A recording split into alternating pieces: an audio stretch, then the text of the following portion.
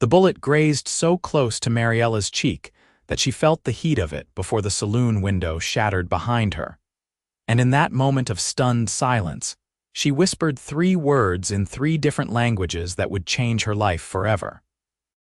Dios mío, she breathed in Spanish, then mon Dieu in French, and finally mein Gott in German, her hand flying to her face as blood trickled from a shallow cut the flying glass had left. The entire saloon of Dusty Creek, Wyoming territory, fell silent as every pair of eyes turned toward her with expressions ranging from suspicion to outright hostility. "Which?" someone muttered from the back corner, and the word spread like wildfire through the crowd. It was 1882, and the small frontier town had seen its share of strange occurrences, but a woman who spoke in tongues was something else entirely. Mariela Orozco had arrived in Dusty Creek 3 months prior, fleeing the violence that had consumed her family's ranch in New Mexico territory. Her father had been Spanish, her mother a French immigrant who had taught her both languages from birth, and she had learned German from the traveling merchants who frequented their property. She had thought her linguistic abilities would be an asset in this melting pot of a town, but instead they had made her an outcast. The townspeople whispered that she was a spy, a sorceress, or worse. The women crossed themselves when she passed, and the men looked at her with naked contempt. Even the shopkeeper refused to sell her supplies without charging double, claiming it was a foreigner tax. Mariela worked as a seamstress, taking in mending and alterations, but her customers were few and far between. Most nights, she ate nothing but cornmeal mush and dreamed of a place where being educated was not a crime. Now, standing in the saloon where she had come to deliver a repaired shirt to the bartender, Mariela realized she had made a terrible mistake. The shooter, a drunken ranch hand named Cully who had been aiming at her rival over a card game dispute, stumbled forward with his pistol still smoking. "She cursed me," Cully slurred, pointing the weapon in her direction. "Heard her speaking the devil's languages. She made my shot go wild." "Put the gun down, Cully." The voice came from the doorway, deep and commanding, with an edge of steel that cut through the tension like a hot knife through butter. Mariela turned to see a tall man stepping into the saloon, his spurs jingling with each measured step. He wore dusty leather chaps over worn denim, a dark vest over a blue cotton shirt, and a hat that shadowed eyes the color of a summer storm. A silver star gleamed on his chest. "Marshal Hastings," the bartender said with obvious relief. This crazy woman was speaking in tongues, and Cully here thinks she hexed his aim. Marshal Jackson Hastings was 30 years old, though his weathered face suggested someone who had lived twice that many lifetimes. He had been a cavalry scout, a Pinkerton detective, and now served as the marshal of Dusty Creek, a position he had accepted more out of necessity than desire. He was tired of violence, tired of death, and deeply tired of the ignorance that seemed to plague every settlement from Missouri to California. "The only thing that hexed Cully's aim is the bottle of whiskey he drank," Jackson said flatly, walking toward the drunk man with his hand resting casually on the grip of his own revolver. "And last I checked, speaking different languages was not a crime in the Wyoming territory. Now put the gun down before I arrest you for attempted murder." Cully wavered, his alcohol-addled brain struggling to process the marshal's words. For a moment, Mariela thought he might actually pull the trigger, but then his hand dropped and Jackson smoothly removed the weapon from his grasp. 2 of the ranch hands came forward to collect their companion, dragging him toward the door with muttered apologies. Jackson turned to face Mariela, and she found herself caught in the intensity of his gaze. His eyes were not cold as she had expected, but curious, studying her as if she were a puzzle he wanted to solve. "You are not hurt badly?" he asked, his voice gentler now that the immediate danger had passed. "It is nothing," Mariela replied, her English accented but clear. She dabbed at the cut on her cheek with her handkerchief, very aware of the hostile stares still directed at her from every corner of the room. "I should go. Wait. Jackson's hand did not touch her, but the single word stopped her as effectively as a physical barrier. These people owe you an apology. They owe me nothing but their hatred, Mariela said bitterly. I am used to it now. Something flickered across Jackson's face, an emotion she could not quite name. He turned to address the crowd, his voice carrying the weight of authority. This woman has done nothing wrong. She speaks multiple languages because she was educated, not because she is in league with any devil. Any person in this town who continues to harass her will answer to me personally. Is that understood? The silence that followed was sullen but acquiescent. Jackson offered Mariela his arm. Let me walk you home. It is getting dark. Mariela hesitated, but the alternative was walking alone through streets where people already despised her. She accepted his arm, noting the solid strength beneath the worn fabric of his shirt. They left the saloon together, and she could feel the weight of dozens of eyes following them into the twilight. The walk to her small rented room above the dry goods store took only 10 minutes, but it felt both endless and too short. Jackson did not speak until they reached her door, and when he did, his words surprised her. I heard you speak 3 different languages back there, he said. Spanish, French, and German, if I am not mistaken. You have a good ear, Mariela replied, fishing for her key. Most people cannot tell the difference. They just hear foreign sounds and assume the worst. I spent time in New Orleans before the war, Jackson explained. Heard plenty of French there, and I fought alongside German immigrants during my cavalry days. Spanish I picked up on the border. He paused, then added with a hint of something almost like vulnerability. I never learned to speak any of them properly, though. Always regretted that. Mariela turned to look at him fully, seeing past the marshal's badge and the hard lines of his face to something softer underneath. There was loneliness there and intelligence and a hunger for connection that mirrored her own. Why did you help me? She asked quietly. Everyone else in this town wishes I would disappear.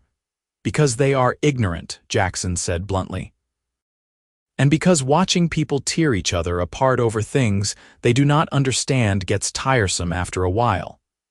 He met her eyes again, and this time she saw a flicker of something warmer than mere curiosity. And because I have been where you are. Different, isolated, judged for things beyond my control. You are the marshal, Mariela pointed out. Everyone respects you. They respect the badge, Jackson corrected. They do not know the man wearing it, and that is how I prefer it most of the time. He tipped his hat to her. Good night, Miss Orozco. Lock your door tonight. He had turned to leave when Mariela heard herself call out, Marshal Hastings. He stopped, glancing back at her. She swallowed her pride and fear and made an offer that terrified her with its implications. If you truly wish to learn those languages, I could teach you. A few words, at least. Jackson's expression shifted, surprise giving way to something that looked almost like hope. I would like that very much. Tonight. The word escaped before Mariela could stop it, born of loneliness and the intoxicating feeling of finally being seen as something other than a pariah. I mean, if you have time, you said you regretted not learning properly. For a long moment, Jackson simply looked at her, and Mariela felt her cheeks flush with embarrassment. She was about to retract the offer when he nodded slowly. Tonight, he agreed, but only if you let me bring dinner. There is a Chinese restaurant on the edge of town that makes the best noodles west of San Francisco, and I suspect you have not been eating well lately. Mariela's stomach chose that moment to growl audibly, betraying her. Jackson's lips quirked in what might have been a smile. I will take that as a yes. Give me 30 minutes. He was back in 25, carrying a basket that smelled of ginger and soy and made Mariela's mouth water. She had tidied her small room as best she could, pushing aside her sewing projects and lighting the oil lamps to create a warm, inviting glow. It was not much, just one room with a narrow bed, a table, 2 chairs, and a trunk containing all her worldly possessions, but it was hers. Jackson removed his hat as he entered, suddenly looking younger and less intimidating without it. His hair was dark brown with hints of copper in the lamplight, slightly too long and curling at the ends. He set the basket on the table and began unpacking containers of food that made Mariela weak with hunger. "I did not know what you liked," he admitted, "so I got a bit of everything. Noodles with vegetables, dumplings, rice, and these little pastries filled with sweet bean paste." They ate in comfortable silence at first, the food disappearing rapidly between them. Mariela could not remember the last time she had tasted anything so delicious, or the last time she had shared a meal with another person. When the edge had been taken off their hunger, Jackson leaned back in his chair and regarded her with those storm-cloud eyes. "So," he said, "where do we begin?" Mariela wiped her mouth with a napkin and considered. "What would you like to learn first?" "Something useful," Jackson replied. "Something I could actually use in daily life." "Practical, then." Mariela felt a flutter of excitement she had not experienced in months. Teaching had always been a joy for her, back when her mother was alive and they would spend hours reading together in 3 languages. "Let us start with greetings. In Spanish, you say buenos dias for good morning." "Buenos dias," Jackson repeated, his pronunciation surprisingly good despite the slight drawl that marked him as someone from the Southern Territories. "Excellent," Mariela said warmly. "In French, it is bonjour." "Bonjour." Jackson's accent was rougher with French, but he gave it an honest effort. "And in German, Guten Morgen." "Guten Morgen," he frowned slightly. "German is harsher on the tongue." "It can be," Mariela agreed, "but it is also very precise. Each language has its own personality, its own way of seeing the world. Spanish is passionate, French is romantic, German is efficient." "And English?" Jackson asked with a hint of amusement. "English is stubborn," Mariela said, surprising herself with her boldness. "It borrows from everyone else and refuses to follow its own rules." Jackson laughed, a genuine sound that transformed his entire face. "That sounds about right. We are a nation of stubborn people who borrow from everyone else." They continued like that for hours, Mariela teaching him basic phrases while Jackson proved to be an attentive and motivated student. He learned how to say please and thank you, how to ask for water and food, how to count to 10 in each language. But more importantly, they talked about their lives, their pasts, the experiences that had shaped them into the people they were. Mariela learned that Jackson had grown up in Tennessee, the son of a schoolteacher mother and a blacksmith father. He had joined the Union Army at 18, lied about his age to fight in the final year of the Civil War.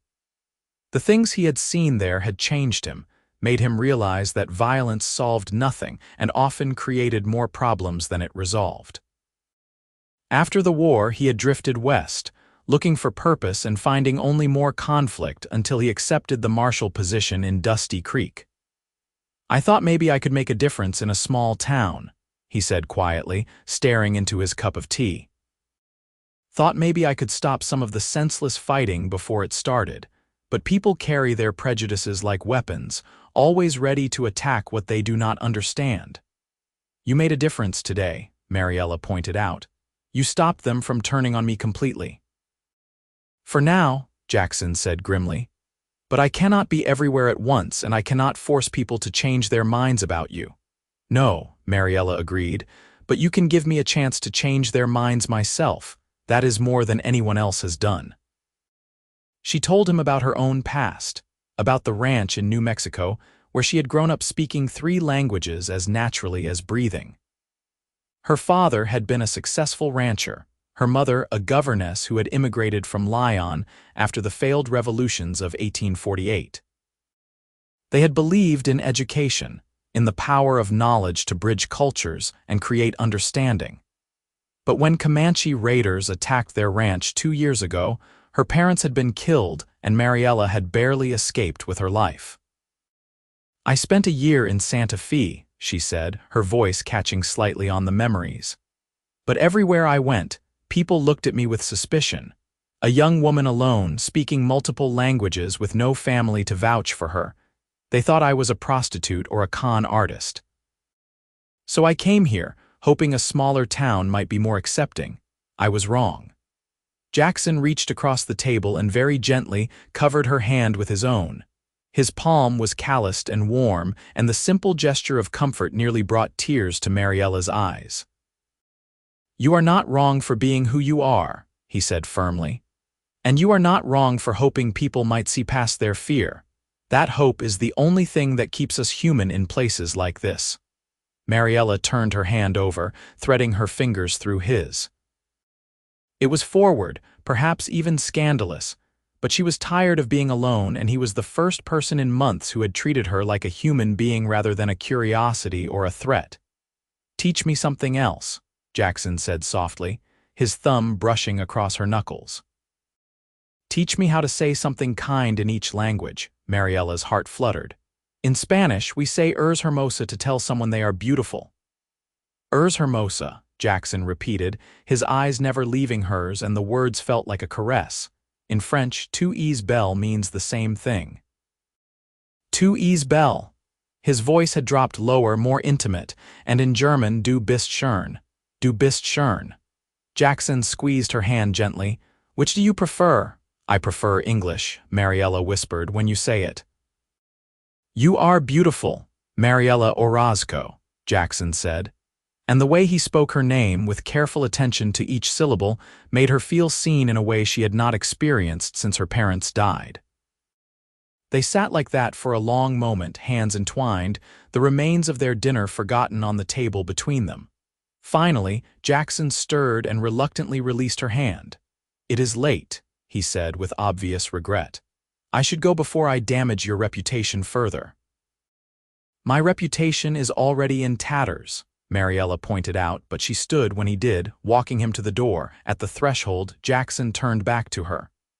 "Can I see you again, not just for language lessons, although I would very much like to continue those, but to see you?" "Yes," Mariela said simply, because there was no point in pretending she did not want the same thing. "I would like that very much." Jackson smiled, a real smile that reached his eyes and made him look almost boyish. "Tomorrow evening, then. I will bring dinner again, and you can teach me more words." "Tomorrow," Mariela agreed, and when he tipped his hat to her and disappeared into the night, she closed the door and leaned against it, her heart pounding with a mixture of excitement and terror. The next day brought both hope and hardship. Mariela woke to find a dead crow nailed to her door, its wings spread in a grotesque mockery of flight. The message was clear. Some people in Dusty Creek had not been swayed by the marshal's defense of her. She took the bird down and buried it in the alley, fighting back tears of frustration and fear. But that afternoon, something unexpected happened. Mrs. Henderson, the banker's wife, appeared at her door with a dress that needed altering. She was a plump woman with kind eyes who had always been polite to Mariela if distant. "I heard what happened at the saloon," Mrs. Henderson said quietly, handing over the garment. "And I heard what Marshal Hastings said. My husband and I, we have been talking. We do not hold with ignorance and superstition. You have always done good work, and it is time this town started treating you fairly." It was a small gesture, but it meant the world. Mariela accepted the dress with trembling hands and promised to have it ready within the week. After Mrs. Henderson left, 2 more customers appeared, both women who had previously avoided her shop. Word was spreading, it seemed, that the marshal had taken Mariela under his protection, and some people were willing to reconsider their prejudices. Not everyone, of course. When Mariela went to the general store for thread, the shopkeeper still glared at her with undisguised hostility. And she overheard whispers on the street, ugly speculation about what services she might be providing the marshal to earn his favor. But for the first time since arriving in Dusty Creek, Mariela felt a glimmer of hope that things might improve. Jackson arrived that evening with chicken and potatoes from the boarding house, along with a bottle of wine he claimed to have been saving for a special occasion. They ate and talked and laughed, and Mariela taught him more phrases in her 3 languages. He was a quick learner, with a good memory and a musician's ear for the subtle differences in pronunciation. "Tell me about France," Jackson requested as they worked through a lesson on common verbs. I have never been anywhere except the United States. So Mariela told him stories her mother had shared about the boulevards of Paris and the vineyards of Lyon, about revolution and art and philosophy. She had never been to France herself, but her mother's descriptions had been so vivid that Mariela felt as if she knew the country of her mother's birth. "Your mother sounds like she was a remarkable woman," Jackson said when Mariela finished a story about her mother standing up to a corrupt official in Lyon. "She was," Mariela agreed softly. She believed that education was the key to freedom, that if people could learn about each other's cultures and languages, they would stop fighting. "She would have liked you. Because I am trying to learn her languages. Because you see people instead of categories," Mariela clarified. "Because you judge based on actions rather than appearances. That is rarer than you might think." "It is the only way that makes sense to me," Jackson said with a shrug. "I have fought alongside men of every color and creed. The bravest soldier I ever knew was a former slave named Isaiah who saved my life at Petersburg. The worst coward was a Virginia gentleman who abandoned his post and got 6 men killed, teaching me that a man's character has nothing to do with where he comes from or what he looks like." They continued to see each other every evening for the next 2 weeks. Jackson brought dinner, and Mariela taught him languages, and slowly, carefully, they fell in love. It was not a dramatic, sweeping romance, but rather a gentle unfolding, like a flower opening to the sun. They discovered shared interests in literature and history, debated philosophy and politics, and found comfort in each other's company. Mariela learned that Jackson had a dry sense of humor that surfaced when he felt comfortable, that he loved music, but could not carry a tune to save his life, that he had a habit of running his hand through his hair when he was thinking hard about something. Jackson learned that Mariela had a fierce intelligence that had been suppressed by circumstance, that she laughed like sunlight when genuinely amused, that she had dreams of opening a school someday where children could learn multiple languages. "You would be a wonderful teacher," Jackson told her one evening as they sat together on her narrow bed, the only comfortable seating in the small room. They had progressed from holding hands to sitting close enough that their shoulders touched, though Jackson had been scrupulously respectful of her reputation and person. "I was a teacher before," Mariela said wistfully. "After my parents died, I taught at a small school in Santa Fe for a few months. But when the headmaster discovered I had no formal credentials, just my mother's lessons, he dismissed me." "His loss," Jackson said firmly. "Any fool can see you have more education than half the so-called teachers in the territory." "Education without papers means nothing," Mariela replied with a touch of bitterness. "Just as speaking multiple languages makes me a witch instead of an asset. Not to everyone." Jackson shifted so he could look at her directly. "Mariela, I want to ask you something, and you can say no if it makes you uncomfortable." Her heart began to race. "What is it?" "The town is having a dance next Saturday to celebrate the completion of the new church. I would like to take you as my guest." Mariela's initial rush of joy faded quickly as reality set in. "Jackson, that would cause talk. People already whisper about us." "Let them whisper," Jackson said, his voice taking on an edge of steel. "I am tired of hiding. I care about you, Mariela. I care about you more than I have cared about anyone in a very long time, and I want the world to know it." "You could lose respect," Mariela warned, even as her heart soared at his words. "People might question your authority." "If people judge my authority based on who I choose to court rather than how I do my job, then they are not worth my concern." Jackson took both her hands in his. "I am not asking you to marry me, not yet. But I am asking you to let me court you properly in public so that everyone knows my intentions are honorable." Mariela felt tears prick her eyes. "You are sure?" "I have never been more sure of anything," Jackson said quietly. "These past 2 weeks have been the happiest I have known in years. You make me want to be better, to do more, to believe that the world can change. I do not want to hide that." "Yes," Mariela whispered. "Yes, I will go to the dance with you." Jackson's face lit up with such pure joy that Mariela could not help but lean forward and kiss him. It was just a brief press of lips, chaste and sweet, but it sealed something between them. When they pulled apart, both were smiling. "I should warn you," Jackson said, his voice slightly rougher than usual, "I am not a very good dancer." "Then I will teach you," Mariela replied, standing and pulling him to his feet. "Come, we have 1 week to make you presentable." They spent the rest of the evening with Mariela teaching Jackson a simple waltz in the cramped confines of her room, both of them laughing as he stepped on her toes and struggled to count the rhythm. It was silly and perfect, and exactly what both of them needed. The week leading up to the dance was both wonderful and nerve-wracking.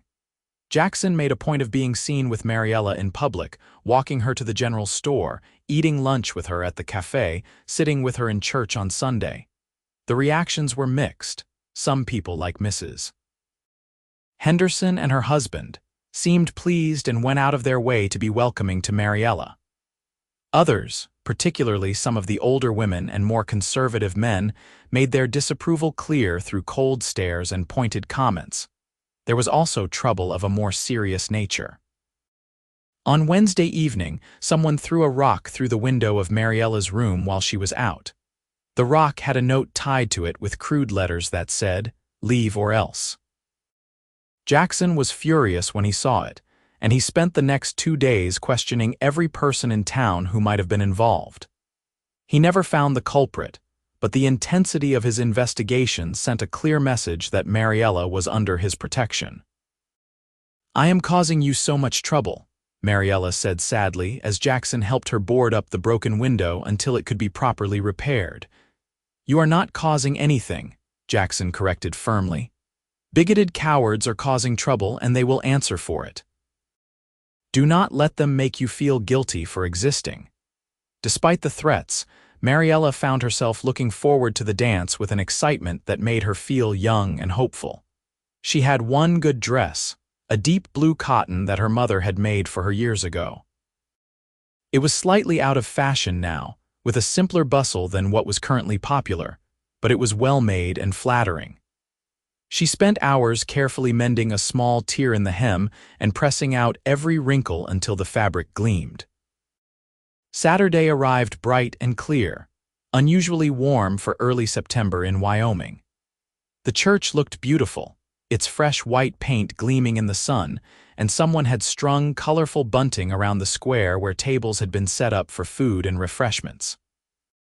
A small group of musicians was setting up on a makeshift stage, tuning fiddles and checking the piano that had been wheeled out from the saloon. Jackson arrived at Mariela's room in the late afternoon, dressed in a black suit that was clearly his best. His hair had been trimmed and his boots polished to a high shine. He looked both handsome and nervous, which Mariela found endearing. "You look beautiful," he said when she opened the door, his eyes widening appreciatively at the sight of her in the blue dress. "You look very handsome yourself," Mariela replied, feeling her cheeks warm. "Are you ready for this?" "As ready as I will ever be," Jackson said, offering his arm. "Shall we face the wolves together?" They walked to the square arm in arm, and Mariela could feel eyes following them with every step. By the time they arrived, a small crowd had gathered, and the whispers rose like a tide, but there were also some friendly faces. Mrs. Henderson waved enthusiastically, and the young deputy who worked under Jackson gave them a respectful nod. The evening started well enough. Jackson led Mariela to the refreshment table where they accepted glasses of lemonade, and several people came over to make polite conversation. The music started, a lively reel that had couples flooding onto the makeshift dance floor. Jackson looked at Mariela with a combination of determination and dread. "Remember," Mariela said quietly, "just follow my lead and count the beats." They joined the other dancers, and to Jackson's credit, he only stepped on her feet twice during the entire song. Mariela found herself laughing with genuine delight, caught up in the music and the moment and the feeling of being held in Jackson's arms. For a few precious minutes, she forgot about the hostile stares and the whispers and simply enjoyed herself. The trouble started during the third dance. Mariela and Jackson were attempting a waltz when a drunk cowboy named Sullivan deliberately bumped into them, nearly knocking Mariela off her feet. Jackson steadied her, then turned to face Sullivan with a dangerous calm. "That was clumsy of you," Jackson said quietly. "Apologize to the lady." "I do not apologize to witches," Sullivan slurred, his breath reeking of whiskey. "Bad enough you bring her here, Marshal. Don't expect us to pretend she belongs." "She belongs here as much as any person," Jackson replied, his voice dropping into that deadly quiet tone Mariela had learned meant he was truly angry. "And you will apologize, or you will spend the night in jail." Sullivan's face flushed an ugly red. "You would arrest me for bumping into your whore. Everyone knows what she really is, Marshal, foreign trash who probably does not even believe in God."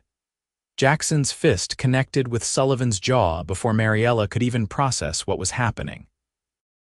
The cowboy went down hard, and suddenly the dance floor erupted into chaos.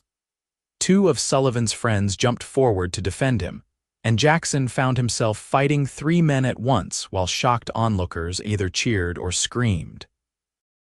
Mariela stood frozen for a moment, then spotted Sullivan's friend reaching for the knife at his belt. Without thinking, she grabbed a pitcher of lemonade from a nearby table and smashed it over the man's head. He went down with a grunt of surprise, lemonade dripping from his hair. The fight ended as quickly as it had begun. Jackson had Sullivan pinned on the ground, and the deputy had appeared with his gun drawn to cover the other attackers. The crowd had gone silent, staring at the tableau with a mixture of shock and fascination. "Everyone calm down," Jackson ordered, not even breathing hard despite having just fought 3 men. "Sullivan, you are under arrest for drunk and disorderly conduct and for insulting a lady. Your friends can join you in jail for assault on a peace officer."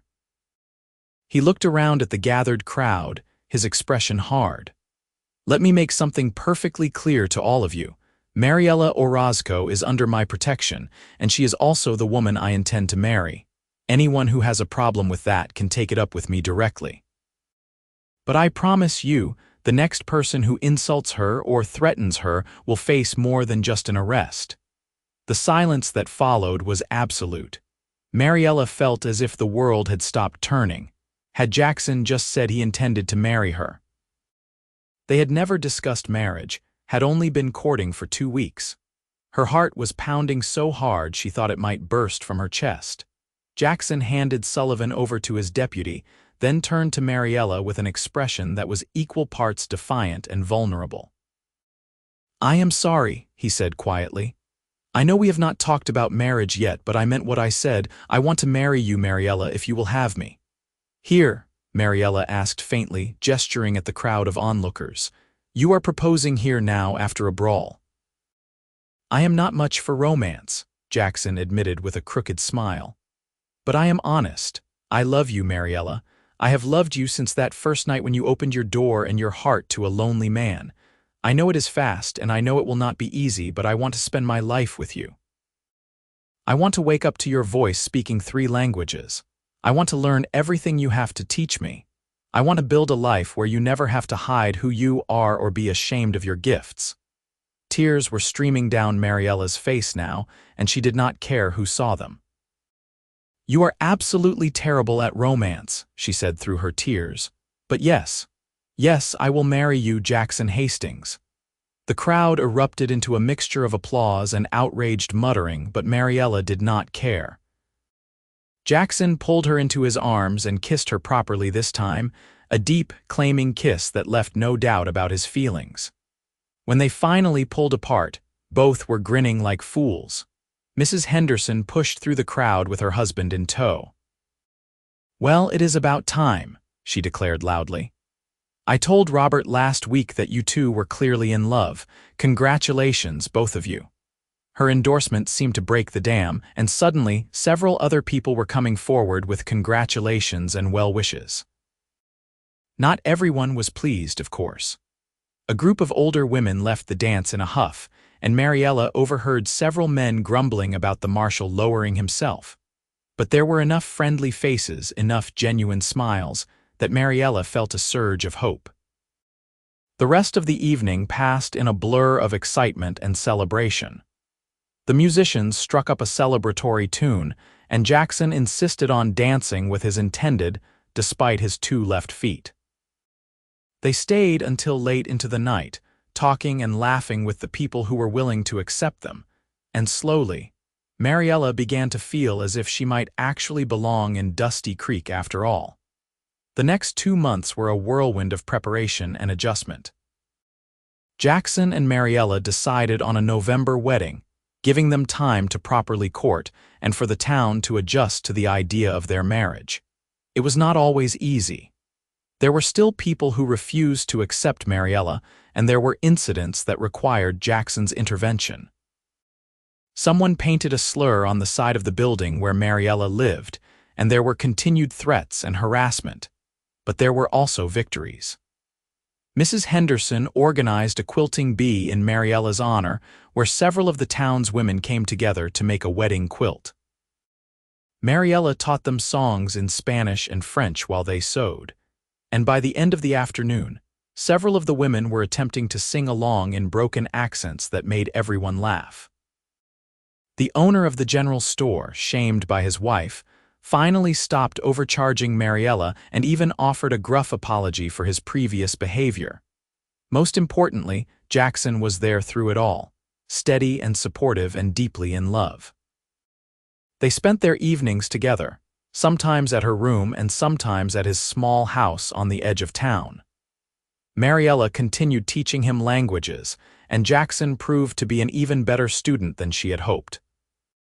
By October, he could carry on basic conversations in all 3 languages, though his grammar was still rough and his accent made Mariela smile. "You are butchering my mother's French," she teased one evening as they sat together on his porch, watching the sun set over the mountains. "I am doing my best," Jackson protested, pulling her closer against his side. "Besides, you understood what I was trying to say." "Barely," Mariela said, but she was smiling. "You said you wanted to eat my face instead of kiss my face. There is a significant difference." Jackson laughed and demonstrated which one he had actually meant, kissing her until she forgot about grammar entirely. They had been careful about propriety, mindful of Mariela's reputation, but it was becoming increasingly difficult to maintain proper distance when all either of them wanted was to be together completely. "Only 3 more weeks," Jackson murmured against her hair. "3 more weeks and you will be my wife." 3 very long weeks, Mariela agreed, but she was happy. Happier than she had ever thought possible after the loss of her parents and the months of loneliness. The wedding took place on a crisp November morning in the new church. Mariela wore her blue dress again, altered with new lace and ribbons that Mrs. Henderson had contributed. Jackson wore his best suit and looked nervous enough that the deputy had to keep reassuring him that he would not pass out during the ceremony. Reverend Parker, who had initially been skeptical of the match, had come around after several long conversations with Jackson about theology and faith. He performed the ceremony with genuine warmth, and when he pronounced them man and wife, the church erupted in applause. Not everyone in town had come. There were still those who disapproved, but enough people had attended that Mariela felt accepted in a way she had not experienced since leaving New Mexico. The reception was held in the town square, with tables laden with food that people had contributed. There was dancing and music and laughter, and Mariela found herself passed from partner to partner as various men asked for dances with the new Mrs. Hastings. Jackson watched with amusement and pride, occasionally cutting in to reclaim his bride. "Thank you," Mariela whispered to him during one such dance, her eyes shining with happy tears. "For what?" Jackson asked, genuinely puzzled. "For seeing me," Mariela replied simply. "For not just looking past my languages but embracing them, for making me feel like being myself is enough." "It is more than enough," Jackson said fiercely, pulling her closer despite the watching eyes. "You are more than enough, Mariela, you always have been." They spent their wedding night in Jackson's house, which was now their home. It was a modest building, just 3 rooms and a kitchen, but it was clean and sturdy and theirs. Jackson had spent weeks preparing for Mariela's arrival, adding curtains to the windows and a new quilt to the bed, stocking the kitchen with supplies, and even building a bookshelf for the few volumes she owned. "I want you to feel at home here," he had explained shyly when showing her the additions. "I want this to be our place, not just mine." That night they came together as husband and wife for the first time, and it was both awkward and beautiful in the way of first times. Jackson was gentle and patient, and Mariela felt cherished in a way that made her previous loneliness seem like a distant memory. Afterwards, they lay tangled together in the darkness, talking quietly about their hopes and dreams for the future. "I want children," Jackson confessed. "At least 2 or 3, I want to fill this house with noise and laughter." "I want that too," Mariela agreed, tracing patterns on his chest. "And I want to teach them all 3 of my languages so they grow up knowing that being different is a gift." 4 languages, Jackson corrected. "Do not forget English." 4 languages, then," Mariela said with a smile. "We will raise polyglot children who will terrify the narrow-minded people of Dusty Creek." "Sounds perfect to me," Jackson said and kissed her again. The months that followed were not without challenges. There were still people in Dusty Creek who disapproved of the marshal's choice of wife, and there were occasional incidents that required Jackson to use his authority to protect Mariela. But slowly, gradually, things began to change. Mariela's skill as a seamstress became well known, and even some of her harshest critics had to admit that her work was superior to anyone else in town. She began teaching informal language lessons to children whose parents wanted them to learn Spanish for trade purposes. And those lessons grew into a small school that met 3 times a week in the church basement. Jackson continued his work as marshal, keeping the peace and slowly winning over even those who had questioned his judgment. He proved that his relationship with Mariela did not affect his ability to do his job fairly and effectively, and eventually, even his critics had to concede that he was one of the best lawmen the town had ever had. In the spring of 1883, Mariela discovered she was pregnant. Jackson was overjoyed, though also terrified, and spent the next several months hovering over her like a nervous hen. Their son, Daniel, was born in late October, healthy and loud and absolutely perfect. He had Jackson's storm-cloud eyes and Mariela's dark hair, and from his first days, he heard his parents speaking to him in 4 different languages. "He is going to be so confused," Mrs. Henderson said with amusement when she came to visit the new baby. "He is going to be brilliant," Mariela corrected gently, gazing down at her son with wonder. "He will understand that the world is bigger than Dusty Creek, Wyoming, and that differences should be celebrated, not feared." 2 years later, their daughter Alina was born, and she proved to be even more precocious than her brother. By the time she was 3, she could switch between languages mid-sentence without even thinking about it, much to the amazement and occasional consternation of the townspeople. Life settled into a comfortable rhythm. Jackson continued as marshal until 1887, when he was offered a position as a federal judge. He accepted, reasoning that he could do more good from the bench than he could wearing a badge. Mariela's school grew until it occupied its own building, funded by contributions from parents who had come to value the education she provided. She taught not just languages but also literature, mathematics, and history, creating a curriculum that was far more advanced than most frontier schools. By 1890, Dusty Creek had grown from a rough frontier town into a proper community, and the Hastings family was one of its most respected. The prejudice that had once nearly destroyed Mariela had not disappeared completely. There were always those who feared the unfamiliar, but it had faded enough that her children faced none of the hostility she had endured. They grew up proud of their heritage, confident in their abilities, and secure in the knowledge that they were loved. On their 10th wedding anniversary, Jackson surprised Mariela with a trip to Denver, their first real journey together since their wedding. They stayed in a fine hotel, attended the opera, and ate at restaurants where Mariela delighted in ordering in 3 different languages depending on the establishment's heritage. It was wonderful and romantic, and it reminded them both of how far they had come. Do you ever regret it? Jackson asked one evening as they walked through the city streets, arm in arm like the young lovers they had once been.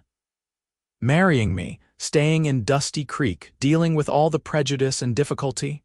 Mariela stopped walking and turned to face him, cupping his weathered face in her hands. Never, she said firmly. Not once, not for a single moment. You gave me everything I had lost and more than I ever dreamed of having. You gave me love, acceptance, a family, a purpose. How could I possibly regret that? I just want you to be happy, Jackson said quietly, covering her hands with his own. I am happy, Mariela assured him. I am happier than I ever thought possible after my parents died. You taught me that home is not a place but a person, and you have been my home for 10 years now. They stood there in the Denver evening, 2 people who had found each other against all odds, and Jackson kissed his wife with all the passion and tenderness of a man who knew exactly how lucky he was. The years continued to pass, each one bringing new joys and occasional sorrows. Daniel grew into a thoughtful young man who wanted to study law like his father. Elena proved to have her mother's gift for languages and added Italian and Portuguese to her repertoire by the time she was 16. Jackson and Mariela added 2 more children to their family, twin boys named Thomas and William, who kept the household in constant cheerful chaos. In 1895, Mariela received a letter that brought tears to her eyes. It was from a university in California, offering her a position teaching linguistics and modern languages. It was a tremendous honor, recognition of the work she had been doing in Dusty Creek for over a decade.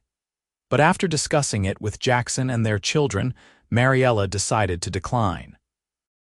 This is our home, she explained to the confused university representative who came to try to change her mind. These are our people. I have spent 13 years building something here, and I am not ready to abandon it for prestige.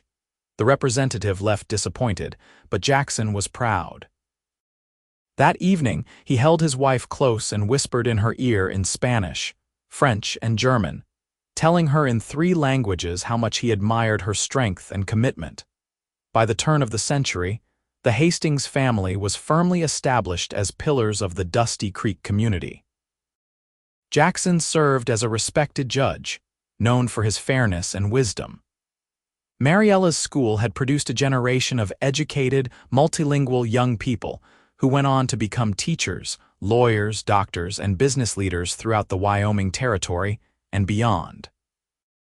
Their children were grown, or nearly so, preparing to make their own marks on the world.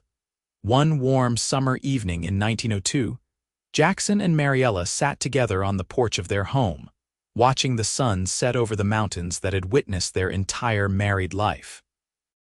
They were both in their 50s now, with gray threading through their hair and lines marking their faces, but to each other, they were still the young people who had met in a saloon during a shooting incident 20 years before. Do you remember that first night? Mariela asked, her head resting on Jackson's shoulder. When you came to my room and I taught you your first words in Spanish, French, and German? I remember everything about that night, Jackson replied, his arm around her waist. I remember thinking that I had never met anyone like you, that you were the most fascinating person I had ever encountered. I remember feeling like I had found something I did not even know I was looking for. I was so lonely, Mariela confessed quietly. So tired of being different, of being shunned. And then you came along and told me that being different was not a flaw but a gift. You changed my entire life with that simple act of acceptance. You changed mine too, Jackson said, kissing the top of her head. You taught me that love is not about finding someone who fits into your world, but about building a new world together. You taught me that courage is not just about facing physical danger, but about facing prejudice and ignorance with grace and determination. You made me a better man, Mariela. They sat in comfortable silence for a while, listening to the sounds of evening settling over their town. From inside the house came laughter and the sound of their youngest children arguing good-naturedly over a game. It was a perfect moment, a crystallization of everything they had built together. "I love you," Mariela said in Spanish, then repeated it in French and German before finishing in English. "In every language I know, in every way I can express it, I love you, Jackson Hastings." "And I love you, Mariela Hastings," Jackson replied, holding her close. "In all the languages you have taught me and in all the ways I have yet to learn. Today, tomorrow, and for all the years we have left." As the sun dipped below the mountains, painting the sky in shades of gold and crimson, they remained on their porch, two people who had overcome prejudice and fear to build a life filled with love, family, and purpose. The girl who had once been shunned for speaking 3 languages had become a respected educator and the heart of her community. The lonely marshal who had defended her had become a beloved judge and father. Together, they had created something beautiful and lasting, a legacy that would continue long after they were gone. Their story was not one of dramatic adventure or grand gestures, though it had its share of both. It was instead a story of quiet courage, of choosing love over fear, of building bridges instead of walls. It was a story of 2 people who had found each other in the Wild West and created a home where differences were celebrated and love was spoken in 4 languages.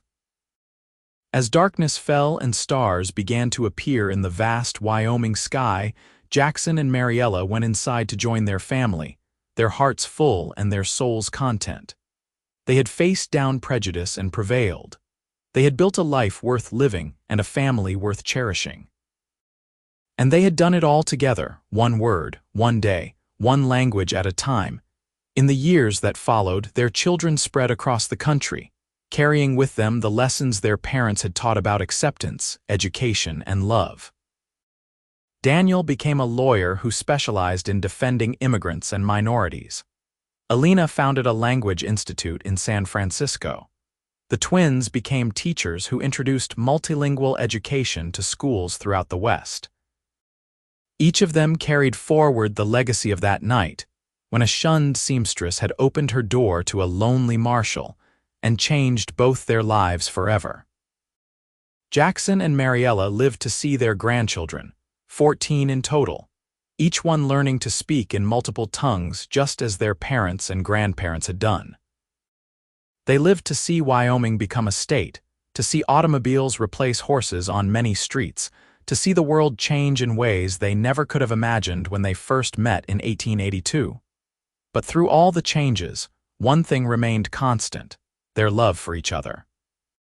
On their 40th wedding anniversary in 1922, their children and grandchildren gathered to celebrate the 2 people who had shown them what true partnership looked like.